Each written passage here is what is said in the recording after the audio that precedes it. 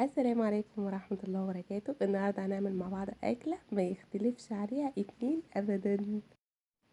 هنعمل مع بعض الكشري. طبعا الكشري دوت أكلة المصريين اللي بصوا ما فيش كبير صغير ما بيحبوهوش. تعرفوا ان في القرن ال19 كان في الهند اسمه طبق الكيتشري. ايوه، كان في الهند اسمه طبق الكيتشري. يعني ايه الكيتشري؟ يعني طبق مكون من رز وعدس.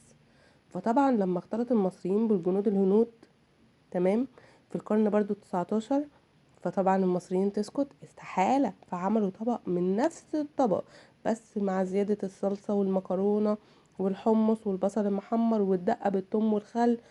فطبعا اتنطق بدل كيتشري بقى كشري، بقى اشهر طبق في مصر. الاول كان معروف باكلة الغلابة، حاليا بقى اشهر طبق في مصر اسمه الكشري. اسكت انا كمان ابدا والله. انا كده كده اساسا جوزي اكلته المفضله المكرونات. اسكت، قلت اقوم اطلع بصل واطلع حاجه الكشري واعمل احلى طبق كشري. انا بعمله جامد يا جماعه، وحلو قوي وخفيف على القلب مش تقيل.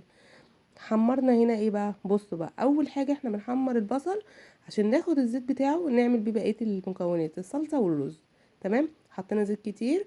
وبعد كده حمرنا البصل، لازم يطلع على حاجه زي صفاية ألمونيوم، ما ينفعش يطلع على حاجة بلاستيك أو طبق عشان يقرمش. تمام، هنحضر بقى هنا مية المكرونة. هنغلي المية وبعد كده ايه؟ نسلق المكرونة. نسلق المكرونة نسيب فيها يعني ايه، ما نسلقهاش للآخر عشان ما تعجنش. هنا بقى طبعا معلش سوء التصوير بكم، مش سوء تصوير، هو الدخان عمل على الكاميرا بس يا جماعة، عادي عادي.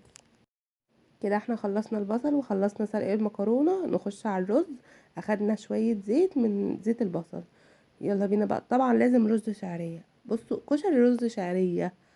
حطينا هنا هو بقى شوية الزيت اللي قلنا عليهم، وحطينا شوية الشعرية حمرناها، ونزلنا بالرز المغسول.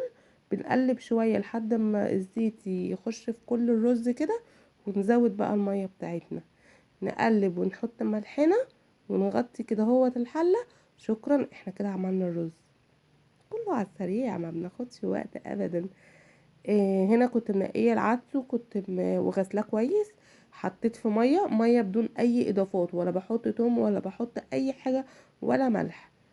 بحط كده هو العدس في الميه. تمام، بعد ما الميه تسخن اروح ضايفه العدس، وبعد كده اسيبه. بس يا جماعه انا بشطف العدس بعد ما بيتسلق، ما بسيبوش كده. في ناس بتسيبه كده، انا بحب اشطفه. احلى دقه يا جماعه ممكن تاكلوها هنا اهوت.